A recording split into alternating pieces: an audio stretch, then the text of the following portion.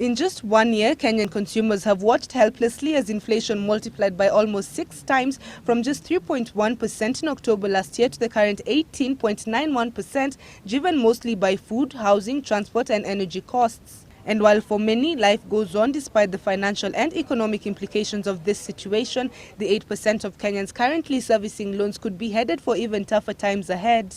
Other people have taken out unsecured loans. You just have to drive down Uhuru Highway and you can see all these offers. And then others have got mortgages on their houses. Now, for all these people, it's going to be extremely painful because the cost is not a small jump. The month-on-month cost that you're going to have to find is actually going to be quite large. More than 12 banks have already revised their base lending rates from an average of 15% to between 17.5 and 19% to reflect the 4 percentage point increase in last month's adjustment of the central bank's benchmark lending rate from 7 to 11%.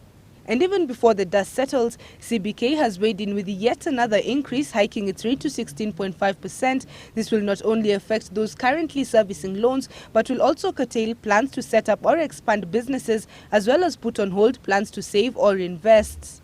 Interest rates of 20–25% are extremely high, and it's very difficult to run successful businesses when you're borrowing money at that kind of rate. And if you've planned for rates of 12–14% and all of a sudden you're at 20–22%, most business plans are therefore null and void. According to the central bank, the move is expected to stem the persistent rise in inflation and continued volatility of the shilling.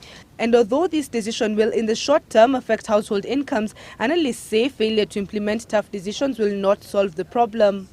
So long as the inflationary pressures are there, it is likely that interest rates will follow that direction. If inflation does not come down in the next 5 months, we're going to see further rate increases.